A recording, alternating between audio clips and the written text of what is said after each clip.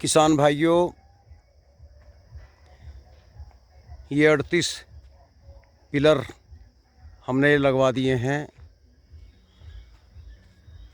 भाई ज़्यादा बड़े किसान तो हैं नहीं, छोटे से ही हैं, तो अपना हिसाब भी देखना पड़ता है भाइयों। ये ट्यूबवेल आपके सामने है, ये इधर स्प्रे करना हो और बतेरे काम हैं। ये भाइयों हौद बनवा दी, और यहाँ हरा चारा, कुछ साग सब्जी भी बो सकते हैं।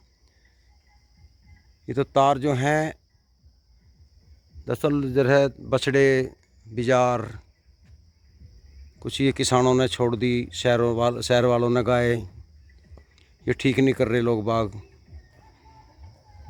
पहले जो थे लोग पशु नहीं छोड़ते थे इस तरह। अगर वो बेचारा बुजुर्ग हो गया तो उसका लास्ट टाइम में सोचते थे, उसे घर के सदस्य की तरह सम्मान दिया जाता था अपने पशु को।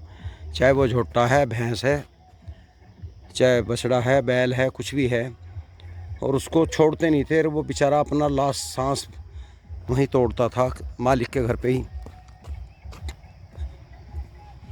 कुत्ता पालते थे लोग पहले, 12 साल की उम्र बताई कुत्ते की, वो बेचारा बुढ़ा होकर वहीं मरता था मालिक के यहाँ, फिर उसे दफना देते थे। लेकिन अब मोह ख़त्म हो गया, इंसान को इंसान से मोह नहीं रहा। पशु का दूध पीते हैं, और जब देखते हैं इसमें कुछ बिगाड़ आ गया, उसे ये तो कसाई को बेच देंगे। अब वो काम तो बंद हो गया, ना व्यापारी ले रहे। तो भाइयों उन्हें जंगल में छोड़ दें। और किसान भी गलती कर रहे हैं, अपनी बजाय दूसरे के हेर में जाकर छोड़ दें कि वो झेल लेगा। तो भाइयों ये ठीक नहीं कर रहे लोग बाग। हमारे भी एक गाय है काली ब्लैक रंग की बिल्कुल। जब वो पैदा हुई थी तो उसकी माँ मर गई थी, बच्चा ओसर थी हमारी वो गाय, पता नहीं क्या हुआ था। लेकिन हमने उसे दूसरी गाय का दूध पिया के पाला। वो हमारे पास 3 बार भी आई, तीनों बार उसमें कुछ गड़बड़ हुई। हमने सोची यार ये मर जाएगी बेचारी, क्योंकि उसका बच्चा निकलवाना पड़ता था डॉक्टर से। 2 बार निकलवाया तो हम डर गए, मगर यार ये मर जाएगी।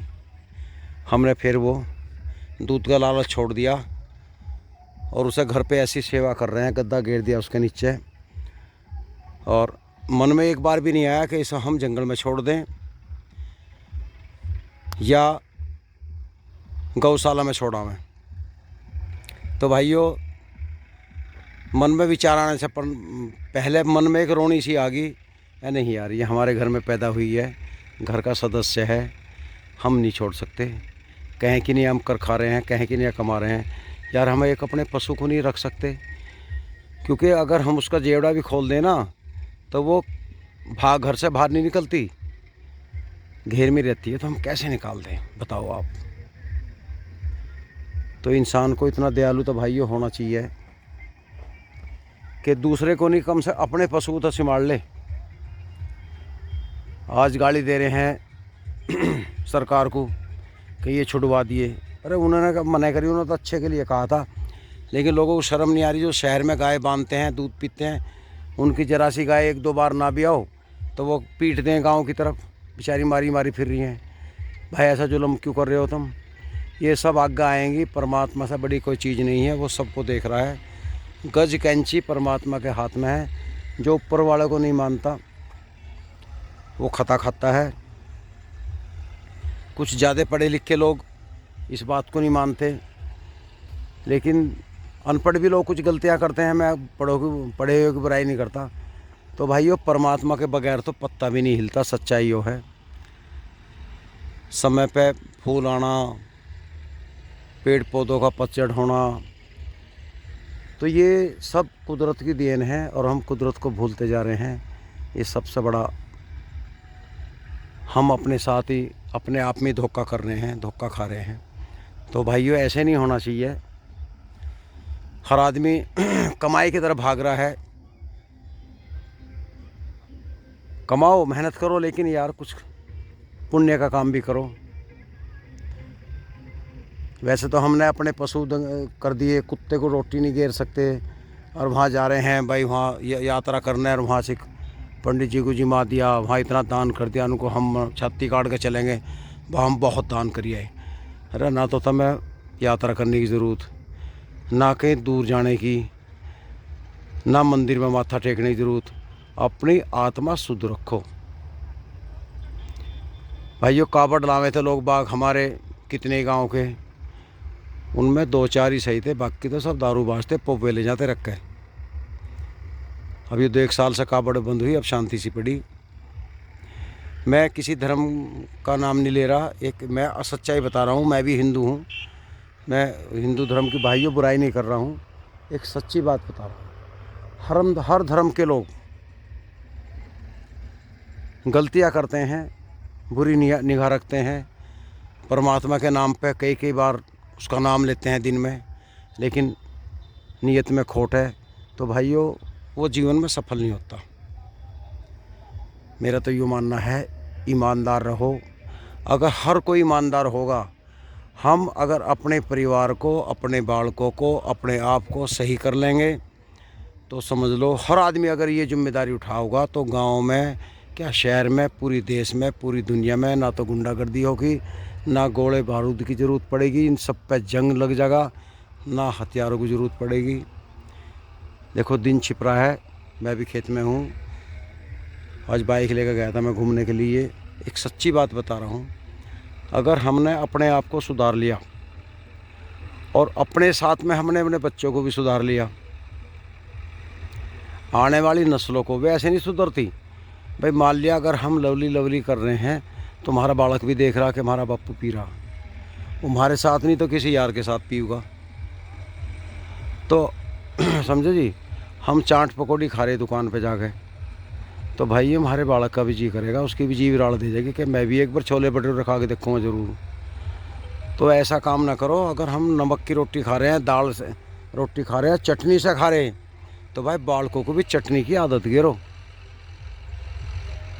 हम ऐसे घर में जन्म लिया हमने, साग से रोटी खा ली, चटनी से खा ली, 2 गिलास चाय पी ली, गुड़ खा लिया, तो ये छोले भटूरे कभी हो गए, एक आध बार खा के देख ले, जब इन्होंने नुकसान दिया, गला ख़राब हो जा, गैस बनती है, पित्त बनती है। आजकल महिलाएं जब भी जाऊंगी शहर में, चाट पकौड़ी खा रही हैं, उनके फिर पेट फूल जा, अफारे आ रहे, गैस बन रही, डॉक्टर को जा रही, डॉक्टर साहब मेरा ब्लड प्रेशर हाई है, डॉक्टर साहब का मजा आ जा, वे पैसे झाड़ो जा, और भैया वे 50-60 साल में चल बसे हैं। अब जा ज़्यादा लंबी आयु उस लेडी जेंट्स की है जो खान पान शुद्ध रखता है अपना, और समय पे एक्सरसाइज करता है। एक्सरसाइज का मतलब ये नहीं कि तुम मुंगरी घुमाओ, मतलब चलना फिरना, घर में काम है, चौका बर्तन, खाना खुद बनाना।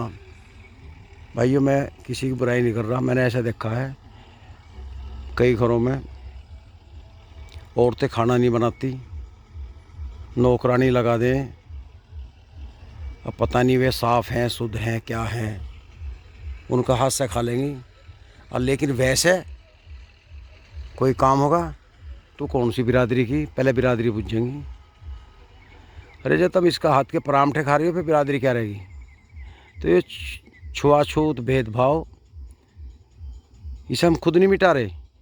जहाँ हमारा मतलब पड़े वहाँ तो आ जा भाई, चाहे कोई बिरादरी हो, कोई वो नहीं देखता। और जहाँ दूसरे का मतलब पड़े, भैया कौन है तू, कहाँ का, क्या बात है, बिरादरी बता। तो भाइयों ऐसा नहीं होना चाहिए। सभी इंसान है, साफ़ सफाई का ध्यान रखो, गरीब हो या अमीर हो, बस ये है कोई बीमार ना हो, सही हो, बिल्कुल साफ़ सुथरा हो, और मन भी साफ़ हो। भाइयों आज मैं एक बात और बता रहा हूँ, वीडियो लंबी होगी।